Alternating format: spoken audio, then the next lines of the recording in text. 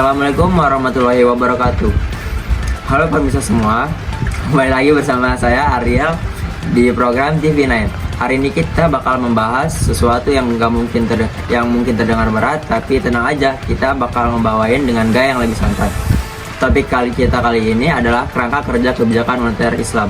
Buat kalian yang penasaran, gimana sih kebijakan moneter versi syariah itu berjalan, apa bedanya sama konvensional, dan gimana dampaknya.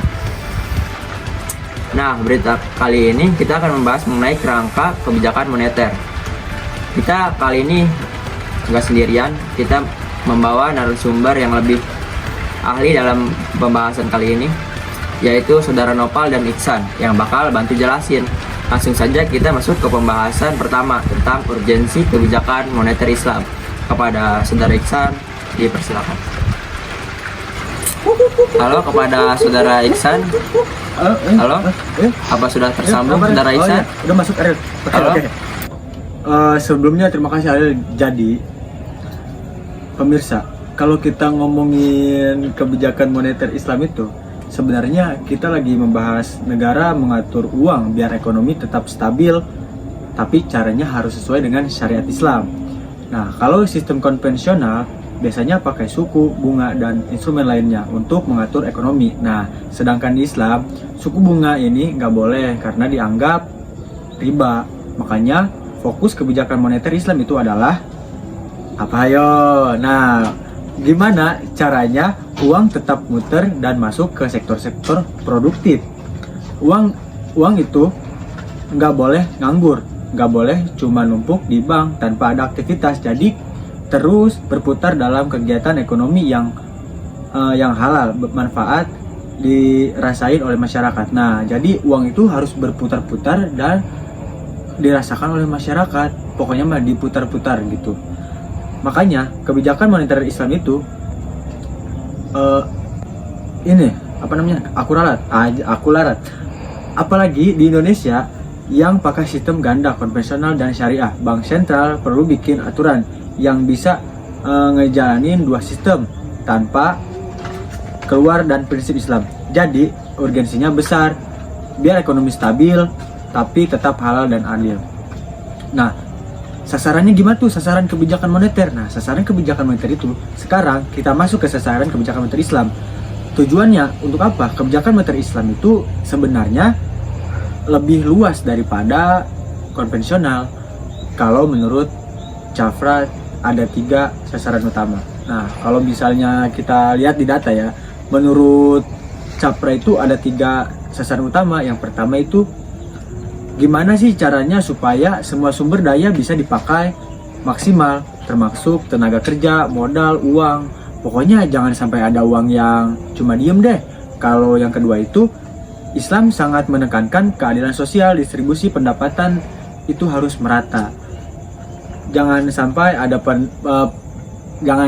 ada ketimpangan. Pokoknya harus merata. Yang kaya makin kaya, yang miskin makin miskin ke bawah. Itu tidak boleh ya kawan-kawan. Kalau harga stabil, masyarakat bisa hidup lebih tenang dan fokus. Nah, yang ketiga itu kalau ketiga itu tujuannya ini tercapai, ujungnya falah, kesejahteraan dunia dan akhirat. Jadi kebijakan moneter Islam itu nggak cuma mikirin ekonomi dunia, yaitu pokoknya harus seimbang dunia dan akhirat, teman-teman. Oke. Saya akan membahas ke strategi kebijakan moneternya. Kalau kita bahas strategi, tahu kan kalian itu strategi apa? Strategi itu kayak apa kek? Di sistem konvensional itu bank sentral punya banyak pilihan. Ada yang fokus ke nilai tukar, nilai inflasi, target jumlah uang, dan nilai-nilai lainnya. Masing-masing punya kelebihan dan kekurangannya. Tapi kalau di Islam orientasinya berbeda. Di Islam strategi kebijakan moneter harus tetap mendorong ekonomi real, bukan aktivitas spekulasi. Karena suku bunga nggak ada, kita pakai instrumen lain seperti bagi hasil dan pembayaran produktif. Intinya adalah gimana uang bisa masuk ke sektor nyata, bukan cuma muter-muter keuangan. Dan tantangannya karena kita pakai sistem ganda, bank sentral perlu bikin instrumen yang bisa jalan di dua sistem sekaligus. Nah, begitu teman-teman. Tapi tetap harus sesuai syariah ya. Jadi strategi moneter Islam itu lebih ke arah ngejaga hubungan erat antara sektor moneter dan sektor real teman-teman. Oke, saya kembalikan kepada Ariel yang ada di studio. Silakan Ariel. Udah masuk kita? Oh ya. Terima kasih Saudara Iksan, jelas banget. Nah, intinya dari kebijakan moneter Islam itu sebenarnya sederhana. Bagaimana negara mengatur peredaran Islam supaya ekonomi tetap stabil. Tapi semuanya harus sejalan sesuai prinsip syariah. Berbeda dengan sistem konvensional yang mengandalkan suku bunga. Islam menolak riba sehingga uang harus diarahkan ke kegiatan yang benar-benar produktif dan bermanfaat untuk masyarakat. Tujuan kebijakan moneter Islam juga lebih luas. Bukan cuma soal stabilitas harga, tetapi juga memastikan kemerataan ekonomi, penggunaan sumber daya yang maksimal, dan tercapainya kesejahteraan bersama atau falah. Jadi ada nilai sosial dan spiritual yang ikut dijaga. Lalu dari sisi strategi kebijakan moneter, Islam fokus pada penguatan sektor real dan penghindaran kegiatan spekulatif. Karena Indonesia memakai sistem ganda, bank sentral harus bisa menyeimbangkan instrumen konvensional dan syariah, tapi tetap menjaga prinsip-prinsip Islam. Oke, sekarang kita masuk ke bagian yang sering bikin orang penasaran. Gimana sih kebijakan moneter itu bekerja? Apa yang terjadi dari kebijakan sampai akhirnya terdapat pada ekonomi?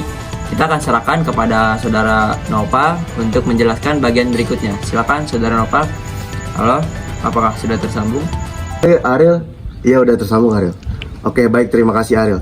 Jadi gini permisa, kalau kita ngomongin transmisi kebijakan moneter, itu sebenarnya kita lagi ngebahas perjalanan atau efek berantai dari kebijakan bank sentral sampai akhirnya ngefek kehidupan masyarakat.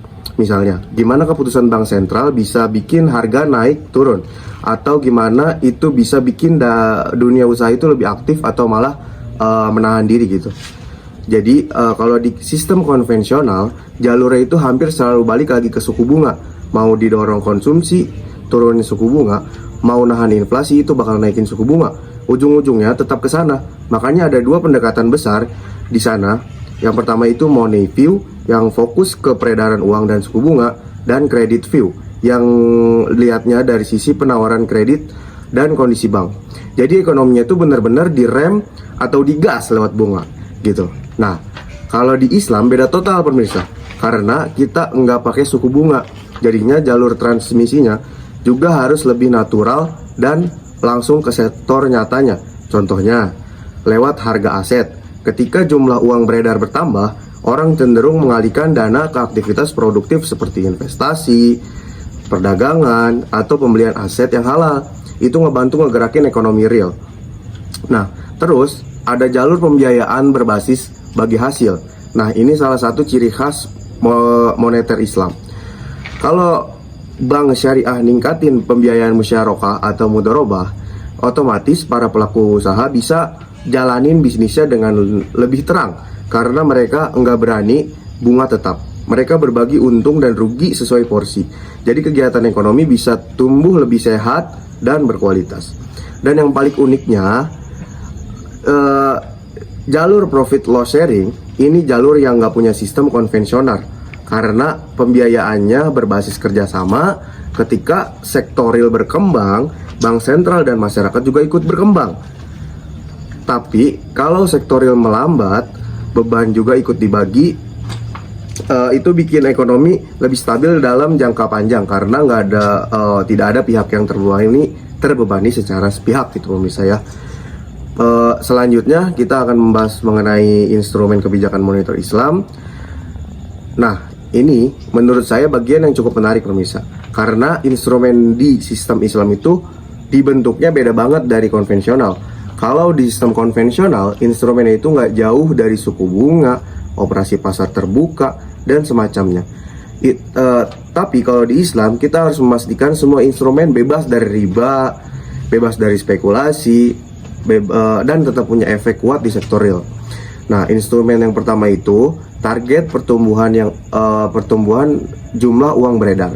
Jadi bank sentral harus mengatur seberapa banyak uang yang boleh beredar di ekonomi, jangan terlalu sedikit, nanti ekonomi jadi mandek gitu pemirsa. Tapi juga jangan terlalu banyak, nanti efek atau dampaknya itu akan terjadinya inflasi. Jadi jumlah uang yang beredar itu diatur supaya pas dan sesuai kebutuhan sektorial. Nah, yang kedua ada GWM atau Giro Wajib Umum. Ini mirip konsepnya dengan konvensional, tapi tujuannya tetap sama, supaya bank tetap punya cadangan dan likuiditas yang cukup. Jadi nggak semua uang yang bisa langsung dipinjamkan lagi, harus ada bagian tertentu yang disimpan di bank sentral. Ini penting buat menjaga keamanan sistem perbankan syariah. Yang selanjutnya ada instrumen sosial. Nah, ini ciri khas ekonomi Islam banget nih, yang jarang ada di sistem konvensional. Misalnya, sebagian dana giro itu bisa dialirkan ke proyek-proyek sosial atau kegiatan produktif yang manfaatnya luas. Jadi bank syariah itu bukan cuma fokus ngasih pembiayaan, tapi juga ikut membantu pembiayaan kegiatan sosial atau pembangunan ekonomi di masyarakat. Ada juga instrumen pembatasan atau pengarahan pembiayaan. Jadi di bank sentral itu nggak boleh sembarangan ngasih pembiayaan ke bidang-bidang yang sifatnya spekulatif atau nggak produktif. Pembiayaan harus diarahkan ke sektor yang bisa mendorong pertumbuhan ekonomi seperti UMKM, pertanian, industri halal, dan lain-lain. Nah, ini juga penting biar dana masyarakat nggak salah arah. Nah, yang terakhir nih pemirsa, instrumen yang paling sering kita dengar, sukuk. Sukuk ini bisa dibilang salah satu senjata utama moneter Islam. Karena lewat sukuk, pemerintah bisa nyerap kelebihan uang beredar dan di saat yang sama bisa membiayai proyek-proyek real seperti pembangunan jalan, sekolah, rumah sakit, dan sebagainya. Jadi uang yang masuk lewat sukuk itu benar-benar balik lagi ke masyarakat dalam bentuk pembangunan gitu pemirsa. Mungkin itu saja yang dapat saya sampaikan. Kita kembalikan ke studio. Terima kasih banyak untuk Saudara Iksan dan Noval atas penjelasannya. Pemirsa, dari pembahasan panjang ini kita bisa lihat bahwa kebijakan moneter Islam bukan hanya soal mengatur uang, tapi juga soal menjaga keadilan, mendorong sektor real, dan memastikan ekonomi berjalan sesuai prinsip Islam. Terima kasih untuk pertemuan kali ini. Saya Ariel pamit undur diri. Sampai jumpa di pertemuan berikutnya. Wassalamualaikum warahmatullahi wabarakatuh. Sayonara, see you, goodbye, adios, dadah.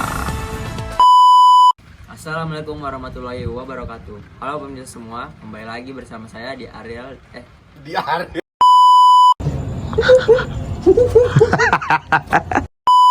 Mungkin itu saja yang dapat saya sampaikan. Kok mungkin lagi sih? Itu yang dapat. Mungkin itu saya yang